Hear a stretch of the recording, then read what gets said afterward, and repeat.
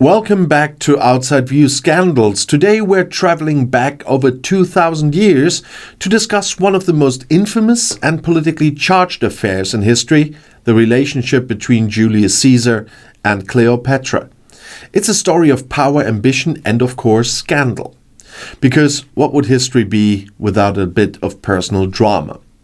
So let's set the stage. The year is 48 BCE. Julius Caesar, fresh off his victory in a brutal Roman civil war, is one of the most powerful men in the world. Cleopatra, the young queen of Egypt, is fighting to keep her throne amidst her own civil war against her brother and co-ruler Ptolemy XIII. Both are ambitious, cunning, and not above bending the rules to get what they want. When their paths cross, it's not just a meeting of two leaders, it's the beginning of a political alliance that will shock the ancient world. Caesar arrives in Alexandria in pursuit of Pompey, his rival in the Roman Civil War. But by the time Caesar reaches Egypt, Pompey is already dead, executed on the order of Ptolemy XIII.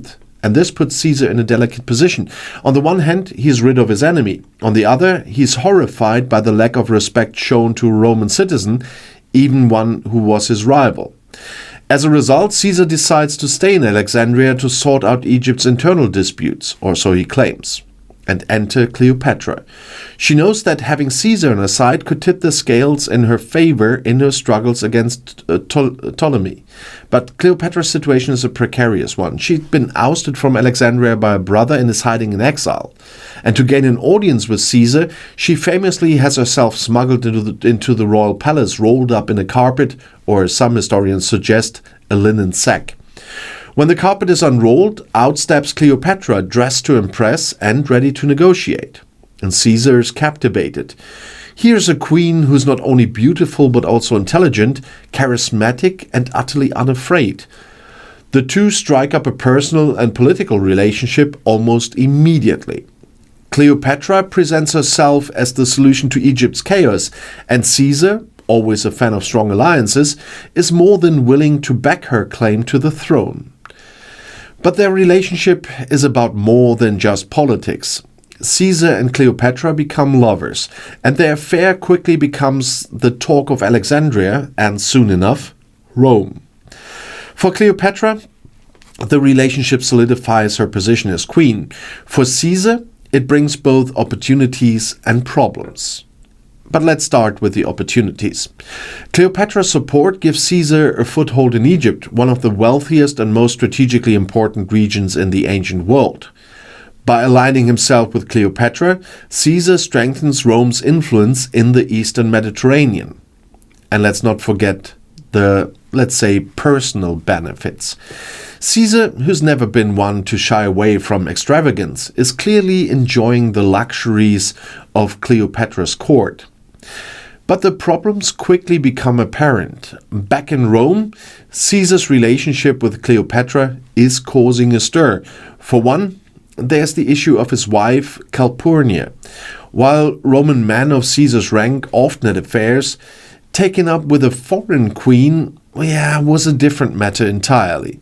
Cleopatra wasn't just any mistress, she was a ruler in her own right and a symbol of Egyptian culture, which many Romans viewed with suspicion.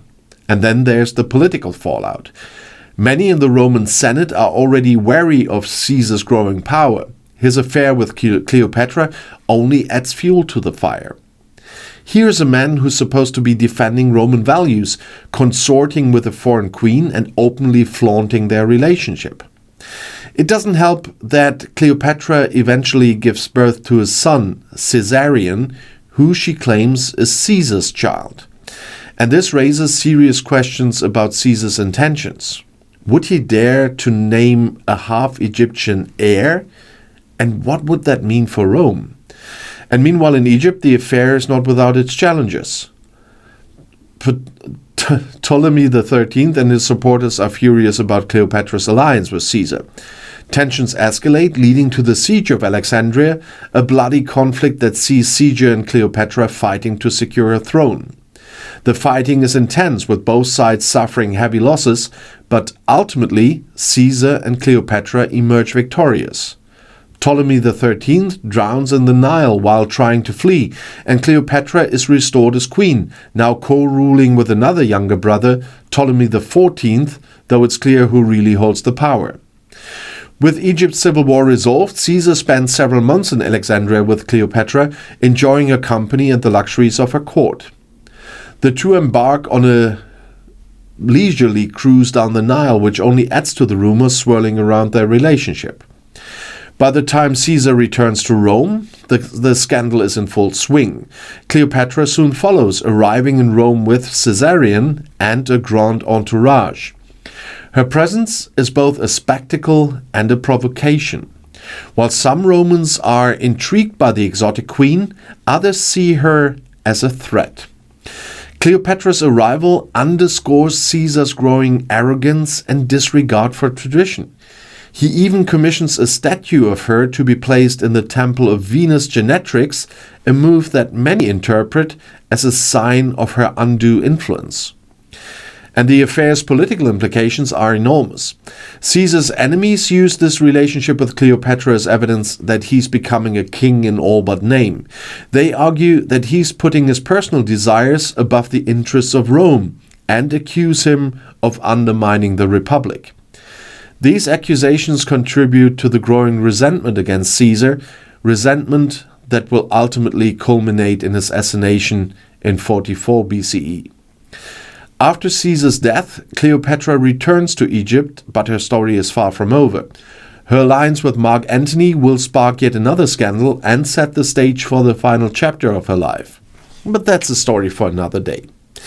So what can we make of the affair between Julius Caesar and Cleopatra? Was it a romance, a power play, or a bit of both? Whatever the case, it was a relationship that changed the course of history. For Cleopatra, it secured her throne and strengthened her position as one of the ancient world's most formidable leaders. For Caesar, it demonstrated both his ambition and his vulnerability, exposing the cracks in his carefully constructed image. So thanks for tuning into Outside View Scandals, where we delve into the stories that shaped history and remind us that even the greats couldn't resist a bit of drama. And remember, in the game of power, personal relationships are never just personal. Until next time, and the next video is already right here in the end screen.